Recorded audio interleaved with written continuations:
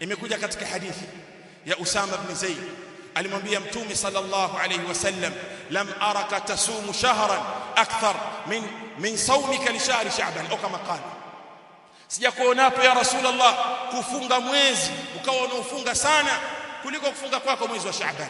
Mtume akamwambia, dhalika shahru yaghfulu anhu kathiru min yaghfulu an-nasu anhu baina Rajab wa Sha'ban, baina Rajab wa Ramadhan. Huo ni mwezi ambao watu wengi wanaghafilika, upo baina ya Rajab na mwezi wa Ramadhan ambao ni mwezi huu wa Sha'ban.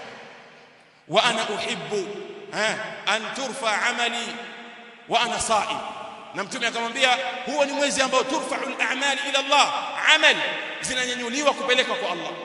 Wa ana uhibbu an turfa amali wa ana sa'im, na mimi napenda amali zangu zipaishwe mbinguni hali ya kuwa nimefunga. Mwezi ujao ni mwezi ambao Allah amali za mwaka mzima anazipandisha mbinguni.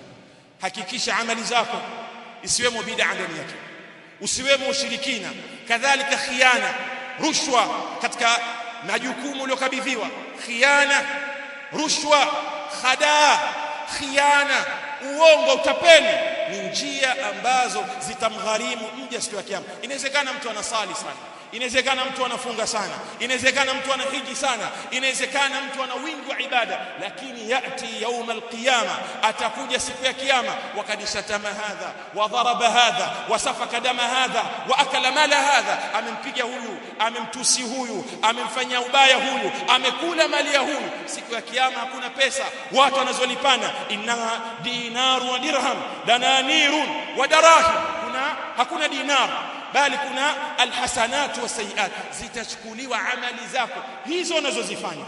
Atapewa yule ambaye ulomdhulumu katika mali yake, katika khiana, katika biashara, katika utapeli, katika wizi, yule ambaye hujamlipa, patachukuliwa matendo yako mema. Fa in faniyat, yakiisha matendo hayo, ukhidhat min khatayahum, yanachukuliwa madhambi yao, thumma turihat, kisha humilat alayhi, atabebeshwa juu yake mtu huyo, thumma turiha fi an-nar, kisha anatupwa katika moto. Mtume ndio alomtaja huyu ni muflis, mtu alofilisika. Tahadhari vijana.